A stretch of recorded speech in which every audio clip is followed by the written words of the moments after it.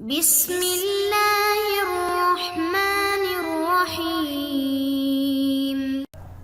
अस्सलामु अलैकुम इख्वती अत्तलबा, कैफ़ हालुकुम, कैफ़ अस्सिह्हा, कैफ़ अत्तबीआ, अर्जू अन तकूनू अला अहसनि हालिन व अतम्मि सिह्हा। मुहतरम सामिईन और अज़ीज़ तलबा किराम, उम्मीद करता हूँ कि आप तमाम अहबाब खैर व आफ़ियत से होंगे। जैसा कि आपको मालूम है कि हम अल-मुस्तवा अल-अव्वल और अल-मुस्तवा अल-सानी से फ़ारिग़ हो चुके हैं और ये हमारा अल-मुस्तवा अल-सालिस है, जिसके बारे में हमने इरादा किया था कि इस मुस्तवा को सिर्फ़ और सिर्फ़ अरबी ज़ुबान में पढ़ेंगे, तो इंशाअल्लाह हम इसका एहतिमाम करेंगे।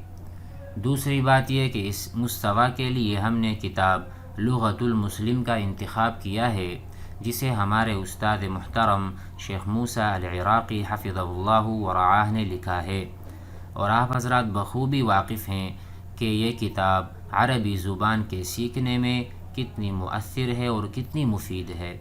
इंशाअल्लाह जब हम पढ़ेंगे तो इसका अंदाज़ा हम सबको हो जाएगा। लेकिन किताब के शुरू करने से पहले हम चाहते हैं कि कुछ अल-जुमल अल-मुतदाविला व ताबीरात अल-मुफ़ीदा को पढ़ें, ताकि किताब से पहले हम किताब के उसलूब को, अंदाज़ को, तर्ज़ तदरीस को हम समझ सकें, ताकि बाद में हमें किताब को समझने में गिरानी न हो। तो आइए अपने आज का पहला सबक शुरू करते हैं। तरीक़ा कार ये है कि हम इंशाअल्लाह पहले एक एक जुमले को पढ़ेंगे, उसको समझेंगे, और दर्स के अख़ीर में, लेक्चर के अख़ीर में इंशाअल्लाह हम तलफ़्फ़ुज़ और मखारिज की अदायगी की प्रैक्टिस भी करेंगे, और आप इंशाअल्लाह मुअल्लिम के साथ दोहराएंगे भी, ताकि हमारे मखारिज जो अरबी ज़ुबान का लहजा है, अरबी सीखते सीखते लहजा भी हमने सीखना है। तो इंशाअल्लाह आप आखिर में मेरे साथ उन जुमलों को, उन ताबीरात को, उन हिवारात की दोहराई भी करेंगे। जज़ाकुमुल्लाहु खैरा। तो आइए शुरू करते हैं आज का पहला दर्स। बिस्मिल्लाहिर्रहमानिर्रहीम। अल-जुमलुल मुतदाविला हौल अत-तआरुफ़। अल-जुमलुल मुतदाविला, अल-जुमल अल्लती नस्तख़दिमुहा कसीरन, अल्लती नस्तअमिलुहा यौमियन कुल्ल यौम व नहनु नस्तअमिलु हाज़िहिल जुमल फ़ी मुज्तमअना व फ़ी हाज़िरिना। हल फ़हिमतुमुल माना?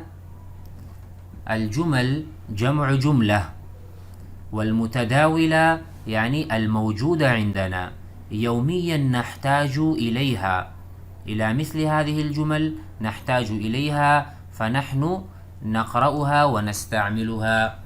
मसलन अल-जुमल अल्लती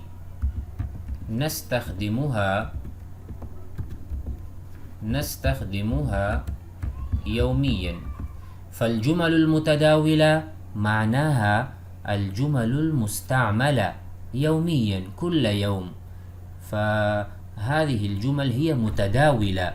नुसम्मी व नक़ूलु अल-जुमल अल्लती तदावलतहा अल-अलसुनु।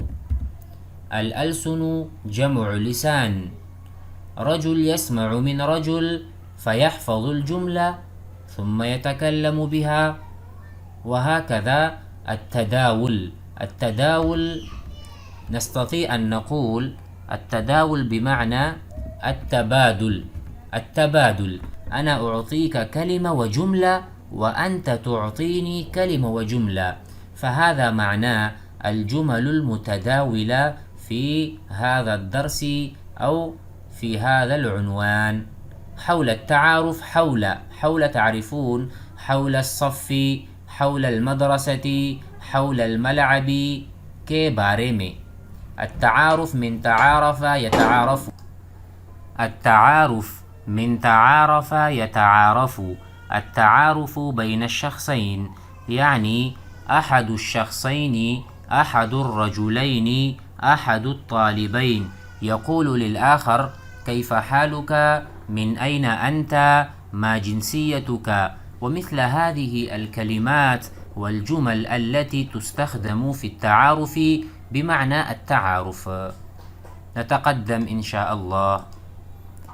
عندنا الجملة الأولى: كيف أصبحت يا أخي الغالي؟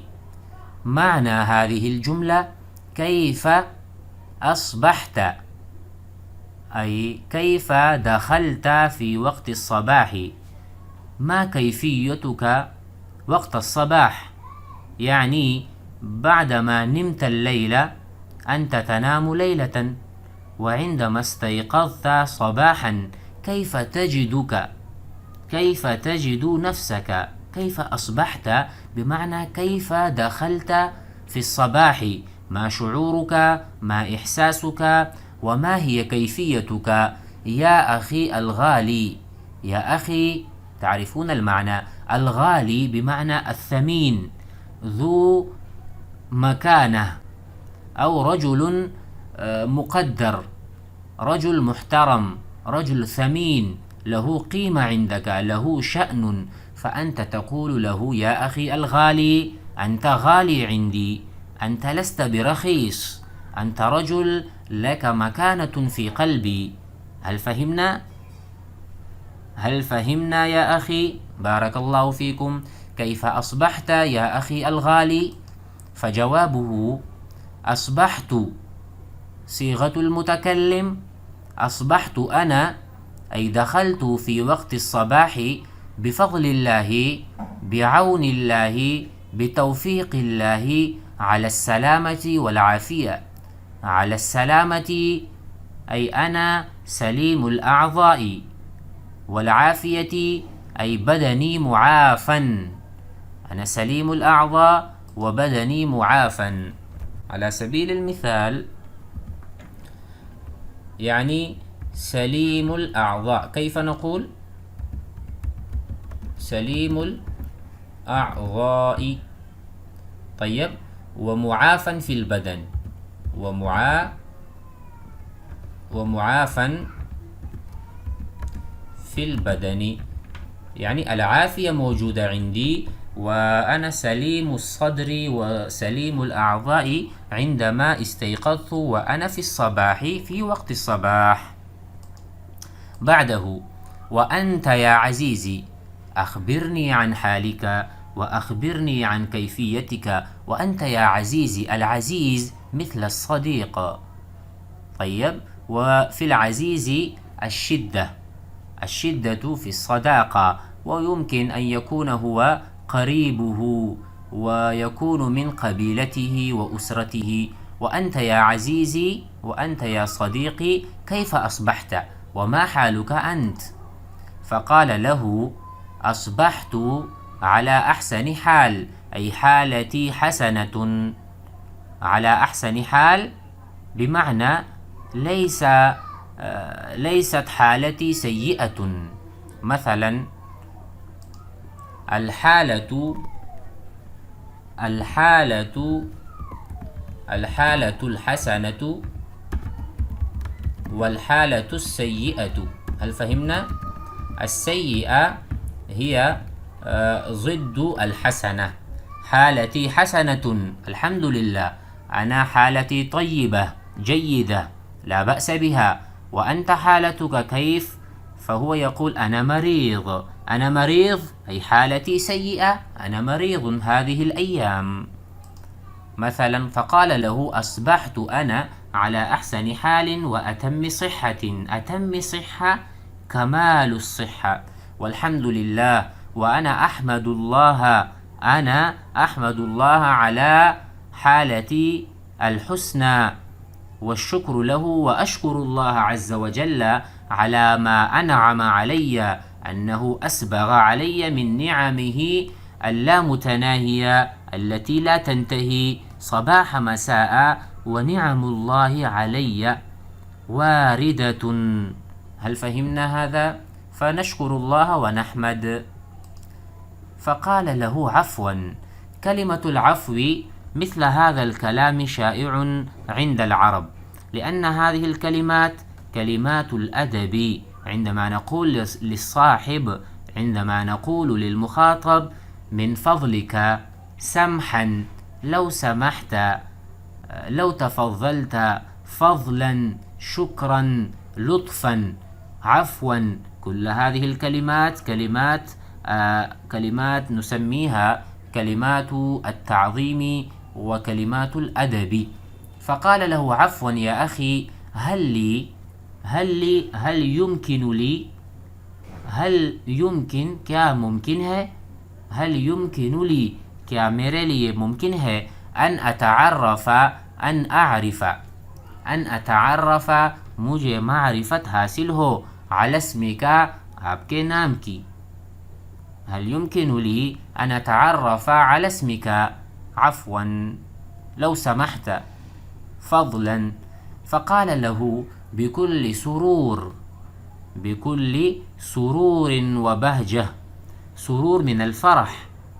طيب، بكل سرور ليس فيه مشكلة، سأخبرك. وبهجة وفرح، ابتهاج، ابتهج، يبتهج، ابتهاج، ومنه البهجة. البهجة معناه السرور والفرح. فقال له: اسمي أحمد، اسمي ياء المتكلم، اسمي أحمد.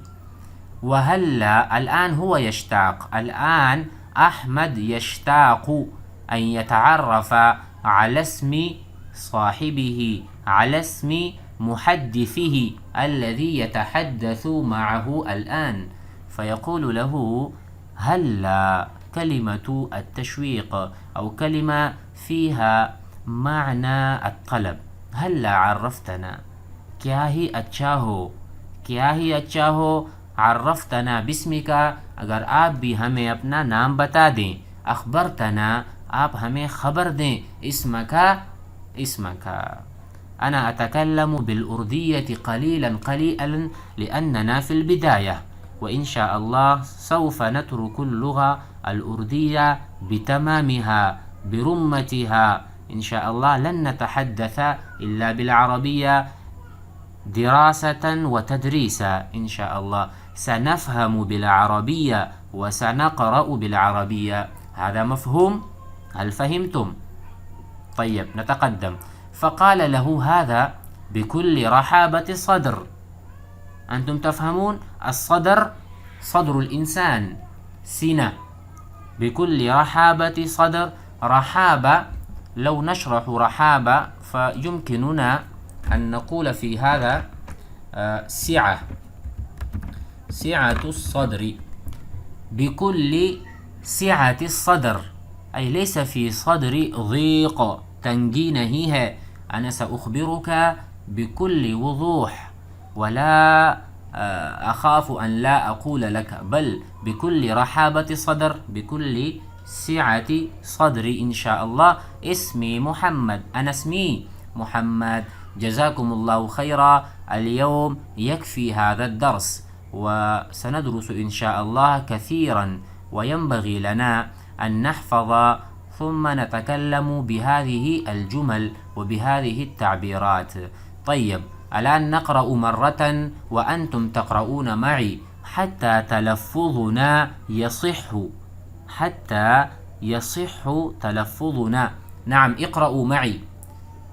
كيف أصبحت يا أخي الغالي؟ أصبحت بفضل الله على السلامة والعافية. وأنت يا عزيزي كيف أصبحت؟ أصبحت على أحسن حال، والحمد لله والشكر له. عفوا، هل لي أن أتعرف على اسمك؟